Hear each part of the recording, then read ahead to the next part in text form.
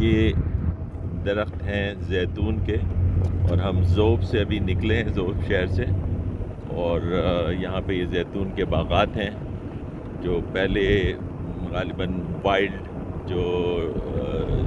درخت تھے وہ ہوتے تھے زیتون کے، اس کے بعد پھر اس میں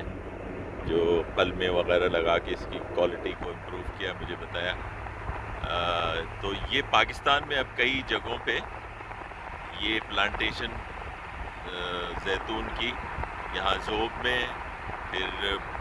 بارہ کے ایریے میں پنڈی سے مری جاتے ہوئے، پھر سندھ میں ایک جگہ پہ غالباً دادو سے کچھ دور، یہ کئی جگہوں پہ پلانٹیشن زیتون کی اب پاکستان میں ہونے لگی ہے، اور اس کی وجہ یہ ہے کہ دنیا میں اس کی مارکیٹ جو ہے زیتون کی وہ بڑھتی جا رہی ہے، اور یہ یعنی پچھلے 5-10 سالوں میں کئی فولڈ اس کی ڈیمانڈ جو ہے دنیا میں بڑھی ہے، اور اس لحاظ سے یہ ایک اچھی کراپ ہے جس کے لیے پہلے جو ہے اسپین اور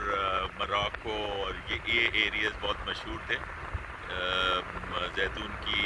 جو پیداوار کے لیے، اور وہیں کا تیل جو ہے زیتون کا تیل جو بہت مقبول ہے وہ دنیا میں چلتا تھا، لیکن اب پاکستان بھی اس میں کچھ نہ کچھ اپنا حصہ ڈال رہا ہے، اور یہ پیداوار تقریباً مختلف جگہوں پہ پاکستان میں ہو رہی ہے۔ ذوب کے شہر سے جیسے میں نے بتایا ہم ہیں یہاں پہ، اور جو ایک یہاں کی خصوصیت ہے کہ یہاں پہ چلغوزہ بھی جو ایک بہت مہنگی کراپ ہے، اور کچھ جگہوں پہ ہی ہوتی ہے، وزیرستان میں ہوتی ہے، یہاں ہوتی ہے، تو وہ بھی اس لحاظ سے بھی ذوب بہت مشہور ہے۔